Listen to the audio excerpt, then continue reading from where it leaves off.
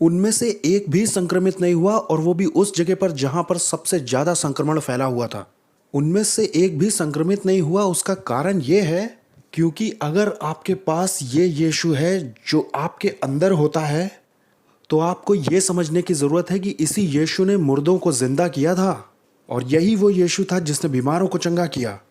इससे उसकी शक्ति कम नहीं हुई कि वो आपके अंदर है, वो पृथ्वी पर भी वैसा ही था।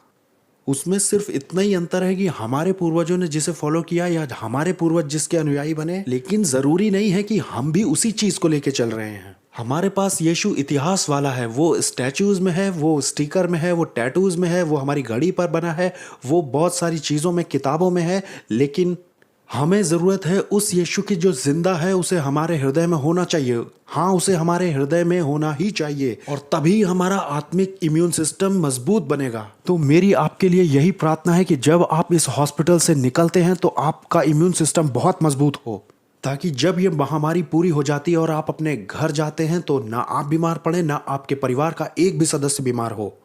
और जितने भी लोग यहाँ पर संक्रमित होकर आ रहे हैं, आप उनके जिंदगी में चंगाइयों को और चमत्कारों को देखेंगे। और अब हम ऐसे समय में आ गए हैं जब परमेश्वर अपनी चंगाई के द्वारा सब डिपार्टमेंट के लोगों को चंगा कर देगा, जैसा उसने 2000 साल पहले किया था। क्योंकि यीशु बहुत जल्दी लौटने वाले हैं। बाइबल कहती है इससे पहले कि वो आए, आप लड़ाइयों की चर्चा सुनेंगे, ऐसी महामारियां फैलेंगी, और हम उस आखिरी घंटे तक आ गए हैं जहां पर यीशु बस आने ही वाले हैं। हम यहाँ फिलीपींस में बहुत ही धन्य हैं क्योंकि यहाँ ज़्यादातर यीशु पर यकीन करते हैं। तो अब हमें ये बिल्कुल निश्चय हो जाना चाहिए कि यीशु सिर्फ वो इतिहास की किताबों में नहीं बल्कि हमारे दिलों में है, वो है। तो आपके जाने से पहले मैं आज आपके लिए प्रार्थना करूंगा। मैं चाहता हूं आप अपने सर को झुकाएं और अपनी आंखों को बंद रखें, और हो सके तो अपने एक हाथ को उठाएं जैसे कि आप कोई शपथ ले रहे हों। और मैं चाहता हूं कि आप भी प्रार्थना करें मेरे साथ अपने होठों को हिला करके। मैं चाहता हूं आप भी उन शब्दों को दोहराएं जो मैं यहां से बोल रहा हूं। बोलिए, स्वर्गीय पिता, मैं आपके पास आता हूं। यीशु के नाम में मैं विश्वास करता हूं कि आपका बेटा मेरे पापों के लिए मरा है, और तीसरे दिन पर वो मुर्दों से जिंदा हो गया। पिता, मैं आपसे मांगता हूं कि आप जीवित यीशु को भेज दीजिए मेरे दिल में रहने के लिए, मेरी आत्मा में रहने के लिए, मेरे शरीर में रहने के लिए, मुझे जीवन देने के लिए, मुझे स्वास्थ्य देने के लिए, मेरी मजबूती के लिए, और मेरे पापों की क्षमा के लिए। अब से आगे को मैं आपका हूं। मैं डरूंगा नहीं। मैं इन नेगेटिव रिपोर्ट्स का यकीन नहीं करूंगा,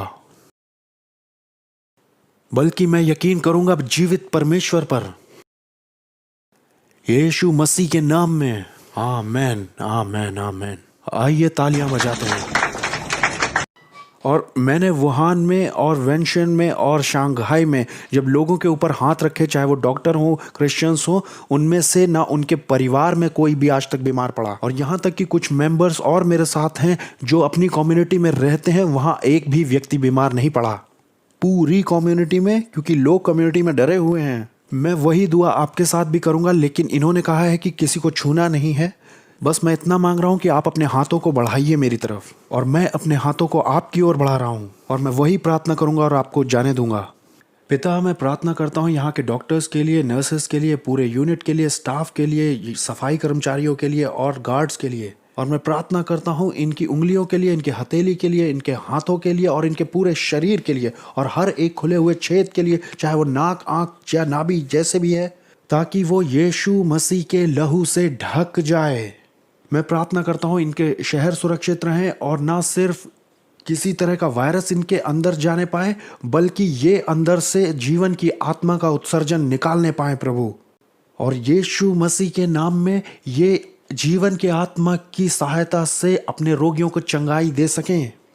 ये जिसके भी संपर्क में आते हैं उसे चंगाई मिले। पिता परमेश्वर, मैं इस यूनिट को सुरक्षा बोलता हूँ, और इस कोरोना वायरस के पीछे की आत्मा को बांध देता हूँ, और मैं इस वायरस को भी बांध देता हूँ। और मैं हर उस सेल को जिसने वायरस को पकड़ लिया है, मैं कहता हूँ कि वायरस को छोड़ दे।